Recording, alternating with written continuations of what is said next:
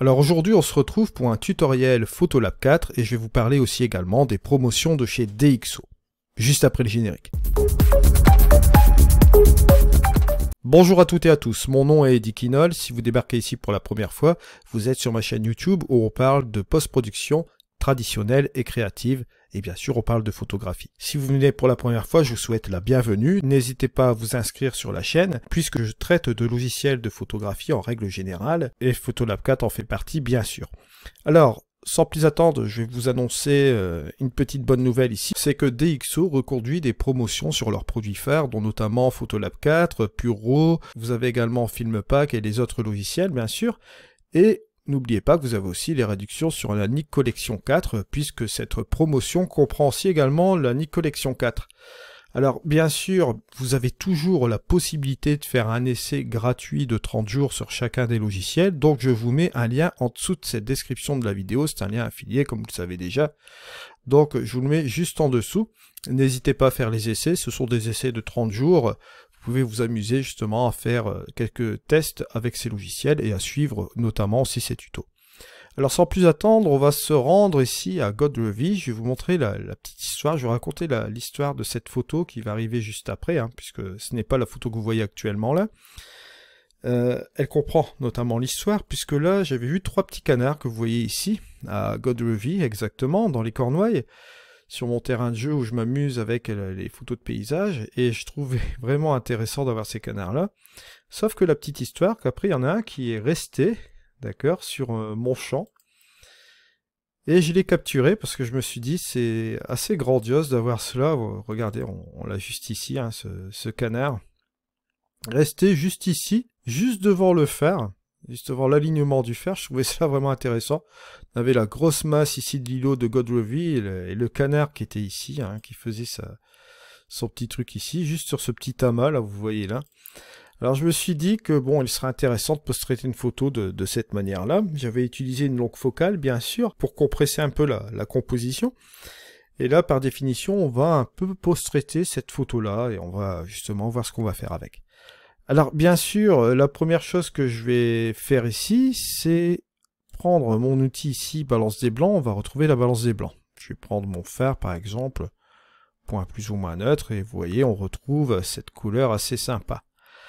Alors, l'autre chose que je vais faire, c'est utiliser mon Clearview. Vous voyez que maintenant, on a toujours des infobulles ici avec Photolab 4, ce qui est relativement intéressant.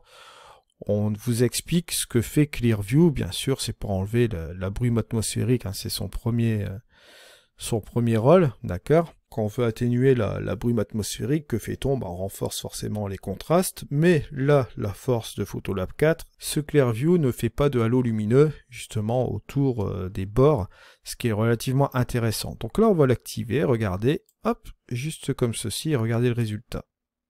C'est assez incroyable. Si je fais le avant et le après, regardez, avant Clearview, Clearview. On a déjà un résultat qui est assez sympa. À 50, 50 c'est relativement assez puissant, on va dire. Si je le mets même à 100, regardez ce qui va se passer. Bon là, c'est exagéré bien sûr. Je vais revenir un peu en arrière. Voilà, un peu juste comme ceci. Et on va peut-être le mettre allez, dans une valeur comme 34, je vais regarder, ouais peut-être 40. Là cette fois-ci je vais le faire monter à 40, juste comme ceci. On a quelque chose de relativement intéressant. Bon, la chose que je vais faire aussi après, bon j'ai enlevé cette petite pipette, on va tout simplement baisser les tons clairs. Voilà, juste un petit peu comme ceci. Je vais le bouger peut-être là. Donc on a ce résultat là, et on peut néanmoins aussi bouger les ombres, pourquoi pas les dégager juste un petit peu comme ceci. On obtient ce résultat qui est relativement intéressant. Si je fais avant les tonalités sélectives et après les tonalités sélectives, vous voyez, on récupère déjà toutes ces informations ici dans les nuages. Maintenant, la chose que je veux quand même faire ici, c'est rajouter un point de contrôle. Vous voyez, bon là maintenant on a cette infobulle aussi également sur les points de contrôle. Je vous rappelle notamment qu'on est sur la 4.3.1. Bon là ici, ce que je vais faire, c'est prendre par exemple le bleu que vous voyez là. Voilà. Je vais appuyer sur le M pour voir le masque et le champ d'action. Bon là, bien sûr, Je vais aller au niveau des couleurs.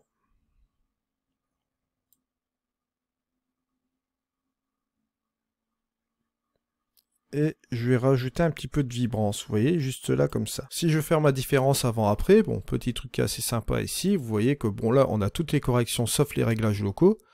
Avant les réglages locaux, après les réglages locaux, vous voyez. On a interagi ici sur quelque chose d'intéressant. On pourrait même booster encore un peu la saturation, tiens. Voilà, pour accentuer ces bleus.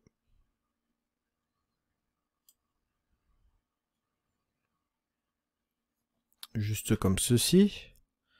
On pourrait même mettre un autre point de contrôle, toujours avec les mêmes choses, hein, parce que si je voulais mettre un nouveau masque, je pourrais le faire. Je vais rester sur la même chose ici, je vais pas mettre un nouveau calque, d'accord.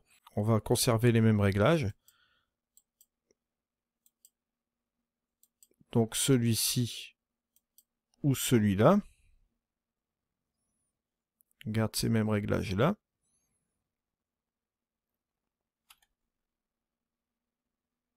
Si j'appuie sur le M, vous voyez comment ça interagit sur l'image. Ça a même un petit impact ici sur l'eau, juste comme ça. Donc vous voyez, si je fais la différence ici avant et après, on a retrouvé des couleurs agréables au niveau du ciel, avec de la saturation et de la vibrance, ce qui est relativement pas mal du tout. Juste comme ceci. Alors bien sûr, ce qu'on peut faire aussi, c'est jouer là cette fois-ci sur un nouveau masque. On va, hop, aller ici, et là on va interagir directement ici, vous vous doutez bien, sur ce phare. On va tout simplement baisser un peu les ombres. Voilà.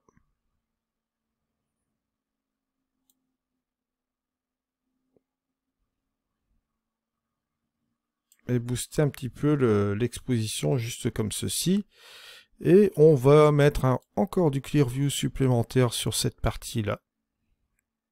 Rien que sur cette partie-là.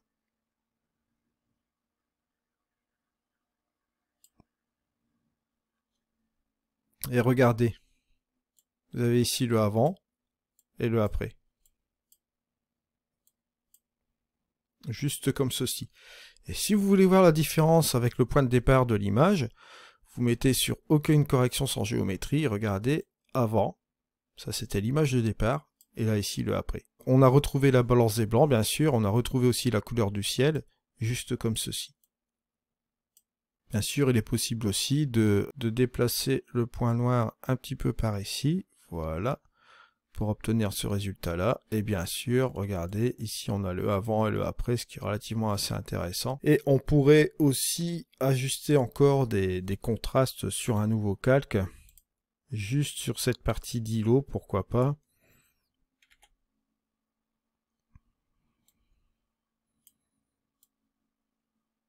On pourrait rajouter un point de contrôle négatif, Alt, juste comme ceci. Encore un là, voilà. Encore un ici, pour isoler complètement ce phare ici, ce petit îlot, vous voyez, juste comme ceci. Hein. On peut encore rajouter encore des points de contrôle négatifs pour vraiment isoler cette chose-là. Pour travailler simplement sur cet îlot-là, et regardez ce qu'on va pouvoir faire. Je vais enlever le M. Je vais rajouter encore du Clear View, regardez, hop, juste sur la partie de l'îlot. Hein. Et je pourrais simplement baisser un peu l'exposition, pourquoi pas. Juste comme ceci. Et on obtient ce résultat-là. Regardez, ici on a la différence entre le avant et le après. Et si on veut regarder avant les réglages locaux, et regardez, si j'ajoute les réglages locaux, vous voyez la petite différence quand même. Hein. On a plus de présence ici avec tous ces réglages locaux, aussi bien au niveau du ciel qu'au niveau du phare, juste comme ceci. On peut regarder en plein écran ce que ça donne. On peut même faire une comparaison entre le avant et le après, vous voyez. Juste comme ceci. On peut même zoomer pour voir ce qui se passe ici. Vous voyez qu'il n'y a pas d'aberration chromatique, hein, on le voit parfaitement ici sans aucun souci. Donc on obtient ce résultat-là. On peut même zoomer un petit peu ici. Voilà. Ce qu'on peut remarquer bien sûr, c'est qu'il y a du bruit parce que c'est un fichier à 640. On va utiliser Deep Prime bien sûr pour supprimer ce bruit.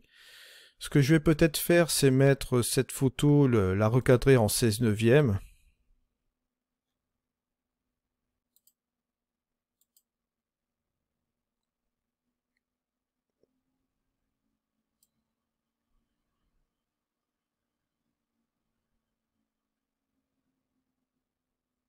Juste comme ceci.